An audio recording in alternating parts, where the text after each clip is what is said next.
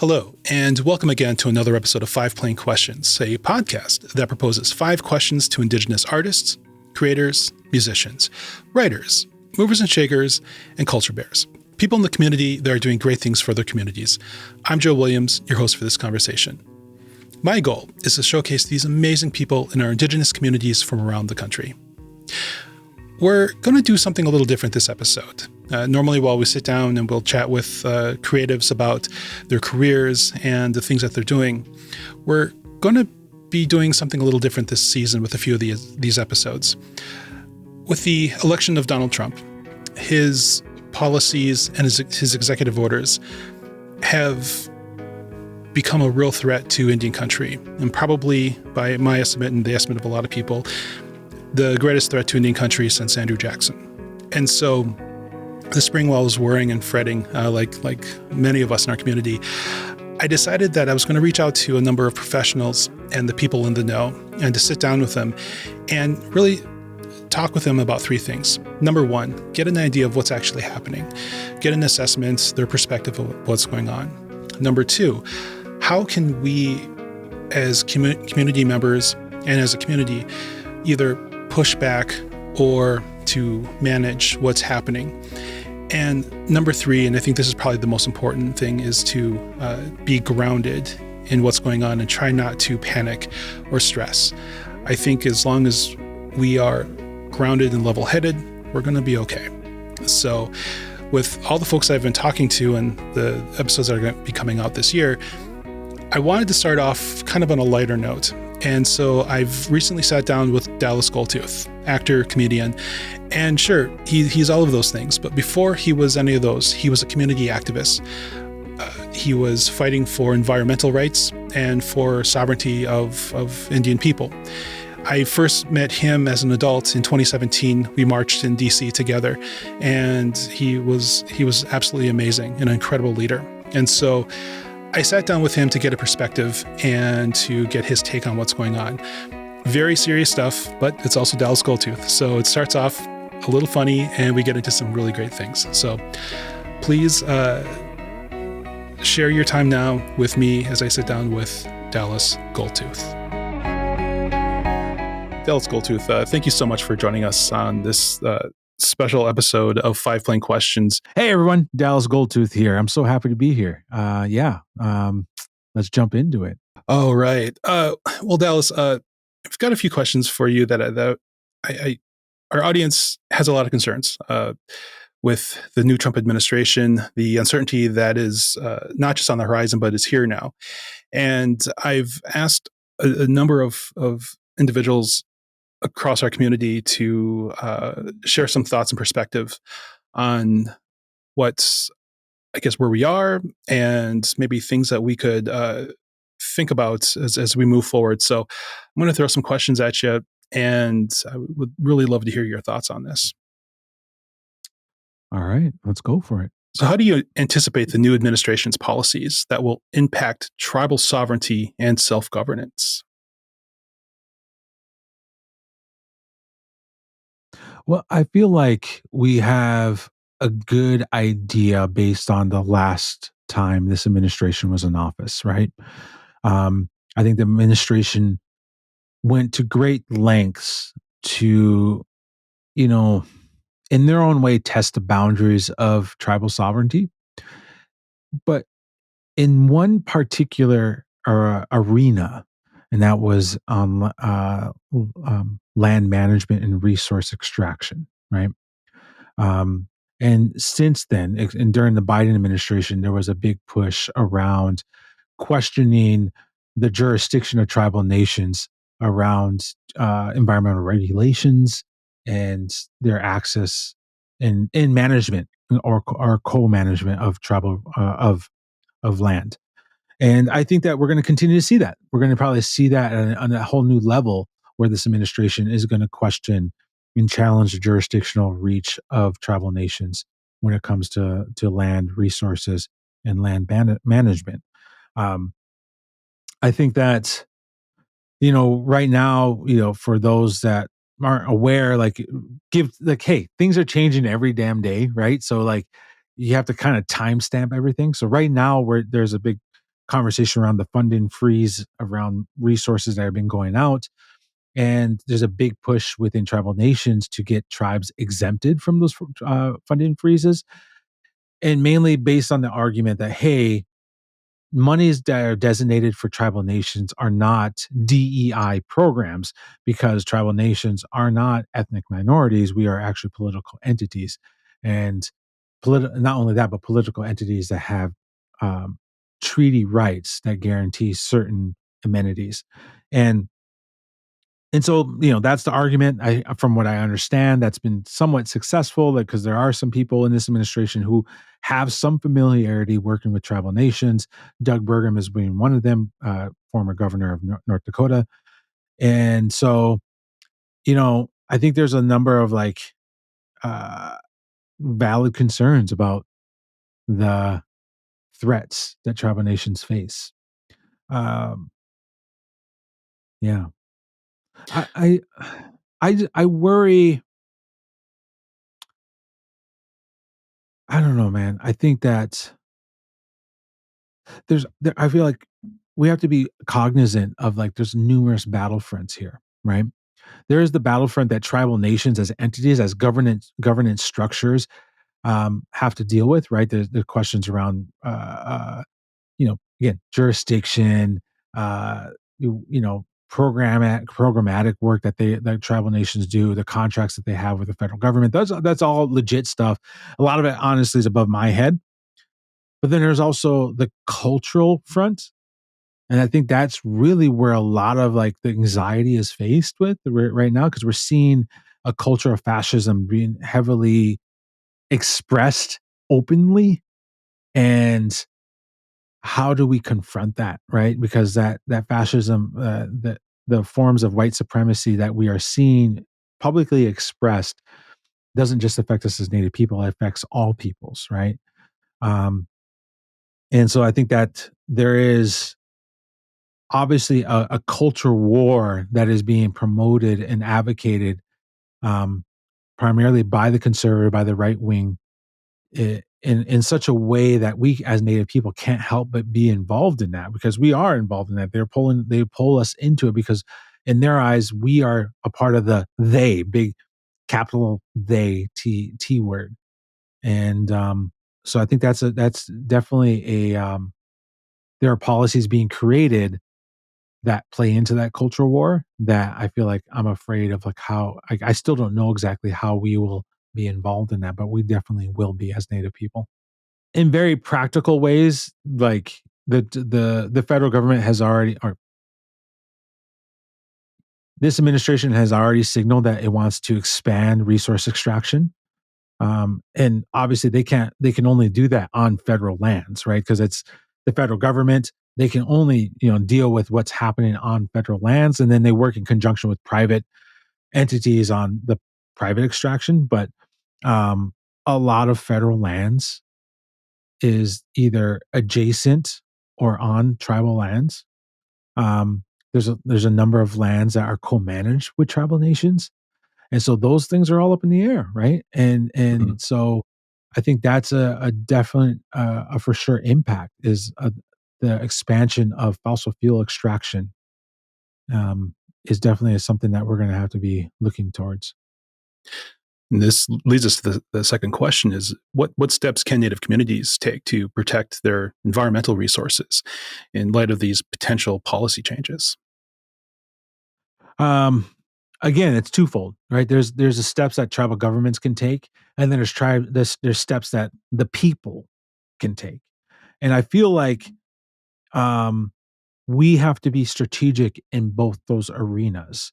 And that oftentimes I feel like, I think things are changing, but tribal governments, I think really tribal officials and leaders sometimes discredit or don't give enough acknowledgement to the power of the people and the things that they can do that is beyond what tribal officials can do, right? Because they got to be diplomatic sometimes, they got to do all this stuff. But I think that we definitely need to see more coordination and strategy between our tribal nations and governments and their officials and the people that they represent. because we all know oftentimes it's the people who are the rowdy ones who are willing to fucking say some shit. And you need that voice. You need that activism, that organizing, that power that that really moves our nations. So um, I think that the steps that Native communities can take is prepare now for organizing. Right, we're going to see an increase in permitting of fossil fuel extraction across Indian country. We're going to see an increase in more critical resources, critical metals and mining um, permits. And a lot of those places are in sacred sites or places that have negative impacts on Native peoples. So we have to be prepared in our capacity to organize our own people to come out to speak up, and also organize our tribal leaders to speak up on our behalf. Hmm. One thought that comes to mind is the work that everyone did with the No Dapple movement out in Standing Rock. 8 years now, 9 years ago, 8 years ago. Mm-hmm. And one of the things that I saw from the government side, the state side, is they put to work media for their cause. They changed the narrative on the larger scale of why things are happening, and really, really twisting what was going on there. And this podcast is a result of that, because I wanted to set up a platform for our community to be able to share our stories in our own voices, not to be curated by either a non-native or someone who is not directly that individual. And so a thought that comes to mind as these things are coming together and as we're coordinating is to have media, whether it's not so much social media, but like podcasts or non-traditional media, to be able to sort of amplify the perspective and stories of the folks that are really pushing back against these changes. 100%. We have to be able to control our stories, tell them on our own terms. And so I think that communities that can invest in communication is essential.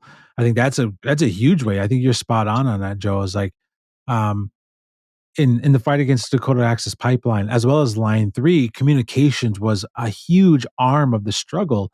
And there's historically been a lack of infrastructure within Indian country around communication. Yeah, we have tribal radio stations, but how are we broadcasting our message beyond our tribal communities? That's a big part of it. How do we control the narrative on our own terms is a huge aspect of the work. So I think that communities need to be heavily invested or start planning ahead for that. There's of course, I'm not being paid for this, but there's a communications firm called Pyramid Communications. It's a native-owned PR company that has done good work. I've worked with them, and they've worked with tribal nations specifically around PR work. So there are folks out there that you could reach out to get help, support, and elevate in preparation for whatever fight there is. There's one thing I guess what I left out, what I didn't say, is how can we, to answer the question of how can we prepare for this administration in the next 4 years? Our tribal leaders have to be more. I don't want to say this because it's fucking patriarchal, but they have to grow some balls. Like our tribal leaders, like if you have a choice between being passive and being outspoken, you need to be outspoken and not be afraid to speak out on behalf of your people. And I know people are like, "Oh, I do that already," but no, fucking, like, if something's happening, if there is a project that is happening on your people's territory that is detrimental to your people, get in the fucking way. Get out and get spoken to. Like the lobby work's important, and maintaining open dialogue with state officials and federal officials. That's all important. But at the end of the day, you're there for your people, and your people need to see you stand up and get in the way of something should it come to that. At Dakota Access Pipeline, as a great example, at Standing Rock, of course, when we organized that official in the first few days, first few months, it was a small camp. And we were planning maybe expecting maybe 50 people of our own people. Like, hey, we'll have some natives come through, 50, 40 people come and camp here and there. Um, and it started to grow a bit more. But the pivotal moment I want to acknowledge and recognize, the big moment that really, really charged a lot of people, beyond like there's a dog attacks and all this other sensational stuff. But there was another moment where the tribal chairman, Dave Archambault Jr., got arrested. And now he didn't plan to get arrested. He actually, there was the, there was a construction site there and he wanted to go look at it. And so he was he went up to the fence and the cops were like, stay away from the fence. He's like, I just want to look at what's going on over there. And the police escalated and instigated a scene where they ended up arresting the tribal chairman. And he was like, fuck that, get your hands off me. And it became a thing. But what that did for not only Standing Rock, but for other communities was so damn powerful because they're like, look, our leaders are doing something more than just passing resolutions. So that might be charged, what I'm trying to say, but I think that we need to see our folks out there with the people and taking action when and should it come to it. Yeah, right. Yeah, right on. Right on. Something that's incredibly important to a lot of folks, yourself and myself included, are about cultural and heritage sites. What are ways that tribes can safeguard these cultural and sacred sites under this political climate that we're in right now? Yeah, I don't know how much I can speak to it because I don't have like the technical knowledge necessarily around cultural historic preservation and like the technical jargon that a lot of our we call them THPOs up in the Midwest, right? A lot of tribes have tribal historic preservation offices, and their job is to protect cultural sites and work with construction that may be impacting cultural sensitive sites. Mm-hmm. I think that work is essential and is always needed. I think that we need to continue to resource up those offices within our tribal nations to make sure they have the capacity to go to all these construction sites and make sure they're not digging up our ancestors or like they're doing everything proper. I think one huge thing that is ongoing, of course, is us teaching our peoples what these sites are, right? Just acknowledge the humility, like take a humble acknowledgement of like, there's a lot of stories that we've lost over the years. And so one of the best ways we can protect these sites is by teaching our younger generations of, oh, that site over there, that's sacred to us because of this. This place is significant to us because of this and that, right? I think that's a huge effort, is like us telling stories about who we are and making sure we don't lose that is, I think, a big core part of the fight. Hmm. I was talking to one of the tribal, the typical officers up here, and one of the ways a lot of these corporations are getting around having to report when they find a cultural site is that they cancel their federal funding that they're receiving on these projects, because tied to federal funding is the obligation to report. And so they can just sort of plow through these places. And some of them have done this by returning the federal funds or not applying for them, and so that's a tactic that they've been using. Interesting though. Fucking seedy bastards. How can our communities effectively advocate for their rights and interests during this administration? I'm a strong believer in collaboration and base building. You can't build a successful movement without building your base and growing and bringing other folks into your movement and saying, look, this is what we're building over here is enticing, it's beautiful, it's wonderful, and it's going to make us better, healthier, and happier in the long run. Come join us. And I think as Native peoples, we have, we can only do so much within our communities to protect our sacred sites, to protect our homelands and territories. But I really encourage us to also build out and strengthen relationships with the other communities in which we live in relationship with. I'm a huge advocate of land back, right? And in my heart and the work that I do, I'm a sovereigntist. I truly believe that I truly believe and work towards a future in which our tribal nations are true sovereign nations unto themselves, knowing that the realities of making that happen are so complicated, but I still allow myself to stay in that dream aspiration and help that inform all my work. With that being said, we still have to work in relationship with their communities, their culture, and other communities that we may interact with, whether those are other refugee communities, to build a stronger base. I think that is really um, essential, because when you are being attacked, and especially when we're dealing with fascism and white supremacy at 100%, one of the mechanisms that is utilized to dismantle society and dismantle systems of health is by isolating ourselves, by isolating us. And so it forces us to get into a defensive position. We put up our walls and we say, you know what? We're just going to worry about us. We're not going to worry about you 10 miles down the road. We're not going to worry about you guys over there. We can only worry about us, because that's that's our defense mechanism. And that's how they pick us off. That's how we are attacked, because we're easily. It's easier to dismantle our governance systems if we feel isolated and we act in isolation. And so I think that it is essential for us to strengthen our networks now, right? How is your tribal nation working in collaboration with the other tribal nations around you? How is your community working in collaboration with other communities around you? How are you as an individual strengthening the relationship with those around you? Right? Those are essential. Coming out of the pandemic, right? Dude, I watched so many videos since the pandemic of like preppers and also, like, mind you, a lot of the prep fucking videos I watch on YouTube, like all these preppers are all white folks, right? And it's obvious that they have resources to buy all this freaking gear. But one flaw I see in all of that is that the vast majority of those perspectives is an isolationist approach to survival.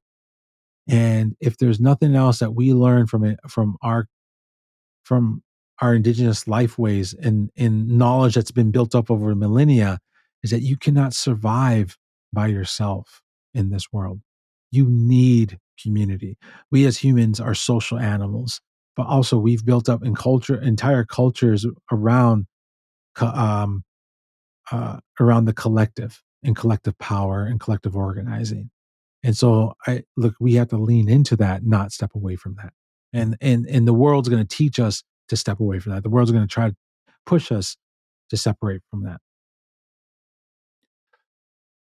What are some resources and strategies that you would recommend to help alleviate our fears and strengthen our resilience? See, this is where I got to actually read up myself more to get, like, that's a great question. And I wish I had a better, like, easier list, right? That's also a consequence of our culture, our society nowadays, where we want something easy, right? What's the list of things that we could do? I think that look into research and look into nonviolent direct action and peaceful civil disobedience. These are tactics and tools that communities have used historically to push back against oppressive systems and structures. There are a number of organizations that lean into that do provide trainings. So you can look out, nonviolent direct action. NBDA is the acronym. There also are other organizations that do active organizing. Native Organizers Alliance is an organization that does trainings on organizing. Indigenous Environmental Network, Honor the Earth, Indian Collective are all organizations that have trainers around nonviolent direct action and peaceful civil disobedience. There is a organization called IP3, Indigenous Peoples Power Project. They're specific, actually, they are like go-to folks around nonviolent direct action. And a lot of those organizations contract them to help kind of do those things. I think that a strategy that now I'm thinking off the cuff here, but something that I've been thinking about for myself is, having informed, healthy conversations with your tribal leaders about, like, what's their plans. Because that's, I think, really is, what are your plans? What is our plans? Right? Like, I was going to post on my social media, like, asking tribal leaders, like, do you have a plan for worst case scenario? Right? What is the plan of if the Trump administration, let's say the Trump administration completely and utterly and directly refuses to follow any orders from the Supreme Court. That's a quote unquote constitutional crisis and leads us down a scary path to where it potentially could be like civil war, could deal with something like that. What's the plan for tribal nations when that all falls apart? Mm-hmm. Right. But also, what's the plan if Trump and them continue to down the line and they say, oh, well, tribal nations, actually, we don't have to follow treaty rights. We don't have to follow this. Like I think there's so much belief and reliance in the system. And what Trump has showed us is that it's all made up. We make it up. We make up the rules. Yeah. Like we make it like our society is based on rules that we just make up, and we have a common agreement that that's what the way it is. And what Trump has done is shows you is that those in power can change the rules anytime they want. And I think there's so much reliance on, oh, well, the system will figure it out, right? We have checks and balances. We believe in the Supreme Court, and the rule of law at the end of the day will settle things out. You don't fucking know. You don't know. So what are you doing? What thought have we put into to prepare for the worst case scenario where they truly start start dissolving in their own eyes the federal trust relationship between tribal nations? So those are questions. I think it's more like asking questions and having conversation. I think that's one of the best strategies that you could do to build resiliency in communities. That last point is so spot on, because those safeguards that are in place only work if those individuals occupying those positions have the courage and the wherewithal to push back, and we're just not seeing that right now. Exactly. And what terrifies me is like stuff like the defense secretary Hegseth, his statements around basically the way I read it is like, hey, human rights, it's like, do we need to follow those or not? Like rules of engagement, we just made it up. So let's change the rules and lean more heavy towards like, what is it called? Like ask for forgiveness later, right? Just do it now and ask for forgiveness later. Yeah. There's so much that entails. And it's terrifying to think of like the damage and death that could bring to innocent people, right? Yeah. I actually would ask you, like, oh, that's a good. What, like, specifically on Department of Defense? Because I don't know if you saw that on Facebook. I asked like a bunch of vets. Like, I said, hey, this is the Native vets. Like, how do you feel about the Department of Defense pick and the way our approach is going? Because I really want to hear more around like Native vets, because I know it's a moment of conflict, right? There's some conflict there, right? Acknowledging that, but also like there's a lot of pride. So how about you, Joe? Like, what's your thoughts on it? Like, I want to hear how you're feeling. Well, so my military career was two parts. The first half of my career, I was in a combat unit, very low level. I was a sergeant, working at the platoon level. And one of the biggest eye-opening things that occurred to me when I was in Iraq is we were working with some community members protecting the site. And there was an older gentleman there. And we worked together for about 2.5 months or so. And at first I was standoffish, because I was a soldier, like I have to like be on guard all the time. And the more we talked, the more we shared things, we started talking about our cultures and where we came from. And we started to build this real big connection. And every night he would invite me to have dinner with him over in this tent area with a few of his colleagues. And I turned him down. And finally one night I thought, heck with it, just go sit, eat dinner with him. And I go in there, and there was this table, this beautiful spread of food. And I think we were in there for about 2.5 hours just talking. And we really bonded over food and conversation. It wasn't political. It was just where we were from. And it really opened my eyes on their perspective of us being in their land and those folks trying to do the best they could to survive, not just the insurgency that was happening around them, but the American soldiers who were also killing a lot of them as well. I mean, they were in a Mhm. terrifying place that I, as a young 25-year-old, hadn't thought about at that point. Mhm. Um, and so that really changed how I was looking at why we were over there. Um, the second half of my career, I'd become a civil affairs soldier. So my work was based on helping communities that we were around. And I moved up to a brigade level. So I was around brigade staff officers, sort of looked at things at a larger logistics and strategic level as opposed to like on the ground type of scenario. And so working in Afghanistan and being in Kuwait later on, um, it was it was less about the fight, but about Mhm. sort of building trust within the community. As maybe as tone deaf as that sounds now, that was the Yeah, yeah, yeah. perspective then. Yeah. When I see people like our current Secretary of Defense, I see a guy that never put the time in at the higher brigade level, who never thought strategically. He's a very like on the ground, let's fight mentality.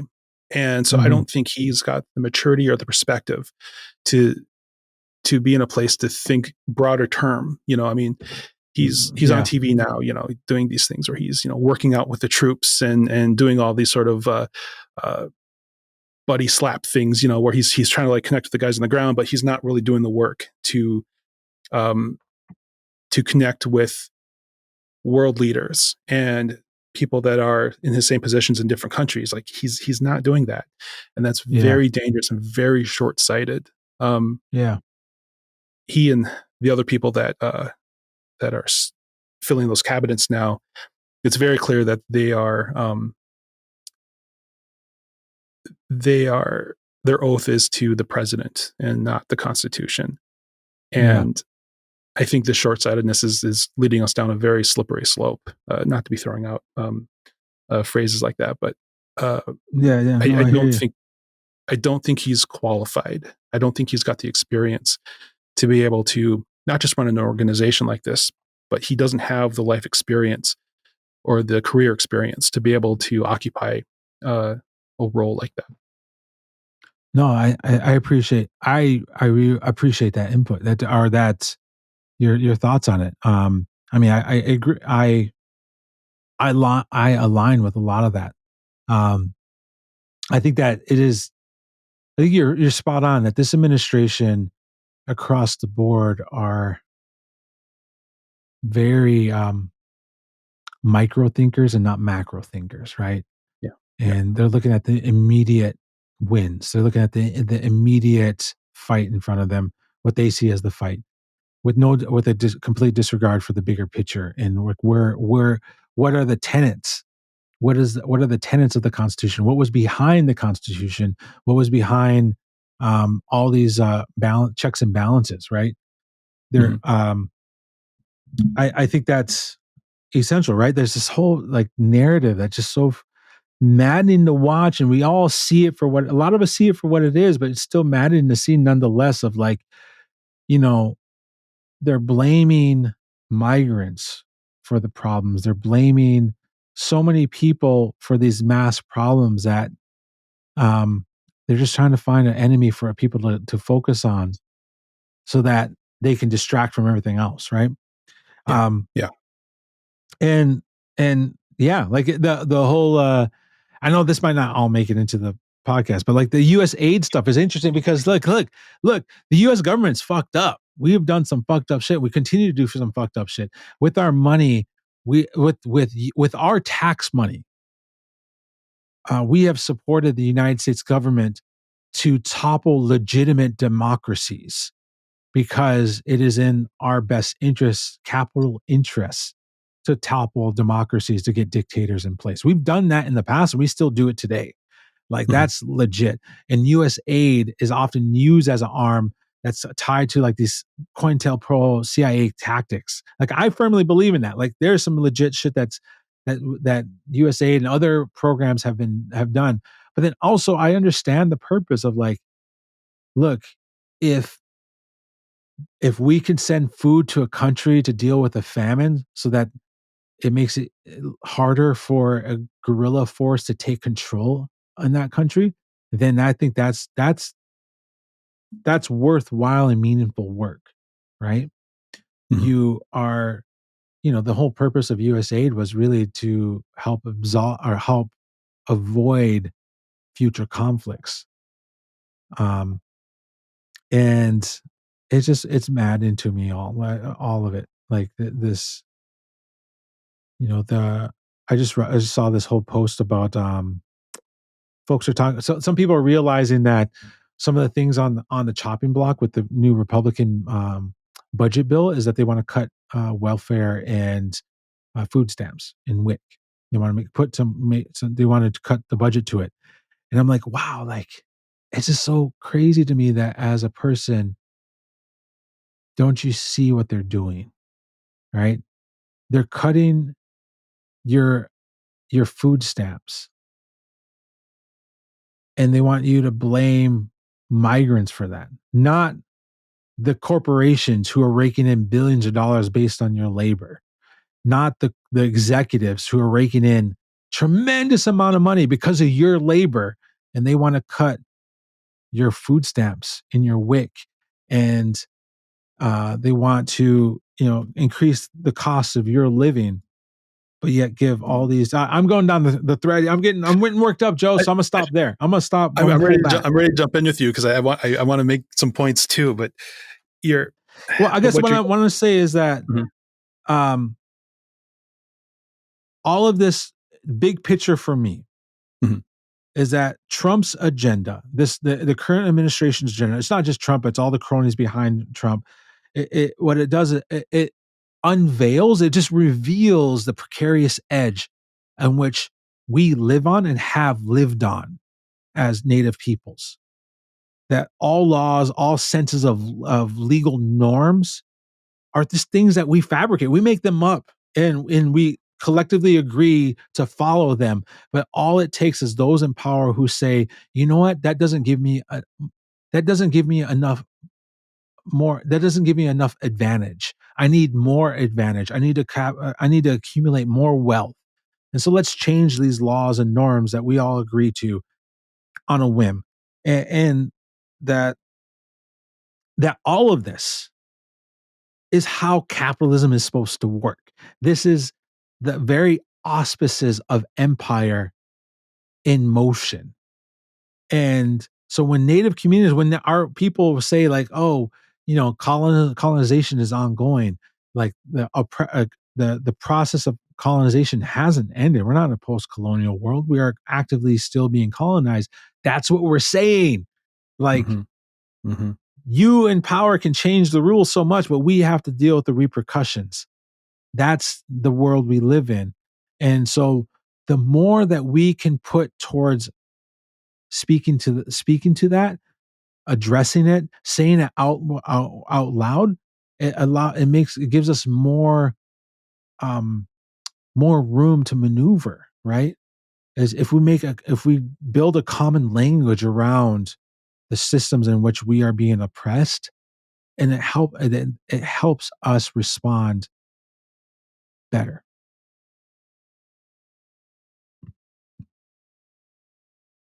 I think that's a great place to leave this. I think this sums it up. Yes.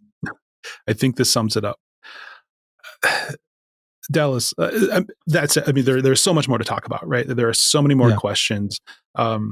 This is just sort of a brief of where to start from.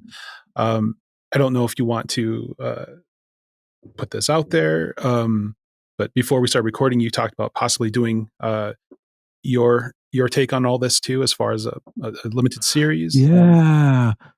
I I Yeah. hope you do that. I've been thinking about how, like, so I feel this weight of wanting to do something. I think a lot of us feel that, right? Where we like seeing all this happening and we're like, man, I want to do something. I want to be a part of this push back, right?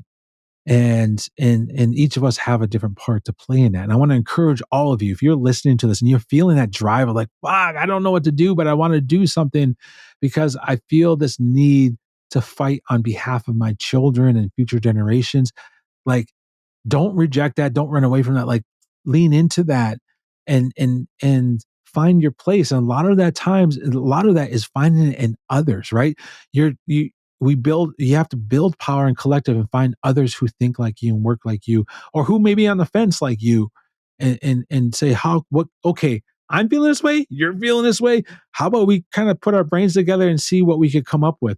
Whether that's like, hey, can we put pressure on our tribal government to come up with a resolution to say, hey, we stand against this, or we advocate for LGBTQ relatives, our two-spirit relatives. And we want to make sure that our communities, it's publicly known that our communities are safe havens, even though, of course, we have our own internal drama, but we want to make sure that we make that known. Those are things that you could do. For me, I struggle because I'm an actor now, I'm a writer, but my heart is in organizing. Like, I used to be an organizer for so many years. And so I'm trying to find my own place. And one thing I've been coming back to is like doing a limited series, a podcast, potentially talking with native legal scholars, tribal leaders around these same questions that you're asking, but like a little bit more in depth of like, what should we prepare for? And what are we preparing for? And what do we need to know about in regards to our continued Indigenous sovereignty and self-determination? So that's what's in my mind. That's where I'm leaning towards. It's like, okay, that's my part to play in this, and maybe having more informed dialogue so people can listen to other people and say, oh, that makes sense. Legal scholars, this is what they're thinking about all of this. So yeah, I'm trying to find my place just as much as you are, and we're in this together. I think that'd be amazing. Yes. We're all in this together. But thank you for sitting down with me and just sharing your thoughts and giving all of us, something to think about and some perspective in all this. I appreciate it to the fullest. Thank you very much.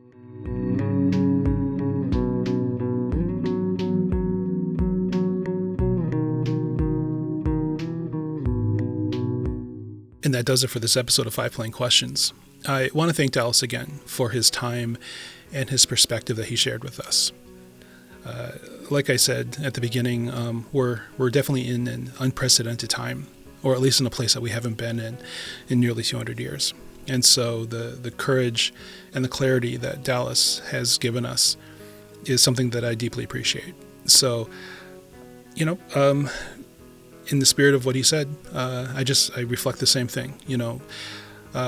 As community members, it's really on us to take action. So that means contacting our officials, whether they're tribal, state, or federal officials, and urge them to support us in the things that we need.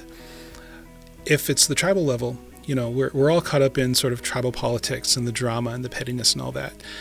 Now is the time to set those things aside and to work towards a goal that protects our sovereignty and our autonomy. And, that means coming up with ways to being able to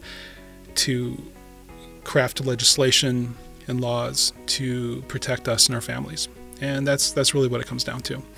So a more informed advocate is a more effective advocate. So that's really what I want to say. So Dallas, thank you for your time, and I really appreciate that. I also want to thank you for joining us and spending your time listening to what I feel is a very important story and perspective from our community. So please join us next time as we speak with another incredible person. I'm Joe Williams. You can find me on Instagram and on Facebook and the official 5 Plain Questions website, 11warriorarts.com. There you'll see this episode, past episodes, and the merchandise that's going to be coming soon. But also, too, if there's someone that you think you want me to talk to, reach out to me. Let me know who to talk to, and I'll be happy to hear from you.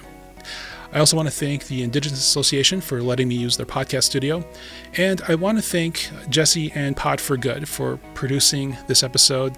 We have amazing images and sound now because of the great work that they do. So Jesse and crew, thank you so much for all that you do. Well, that's it. we had a big conversation this week, and I just want to thank you for joining us. You take care of yourself, and we will see you next time.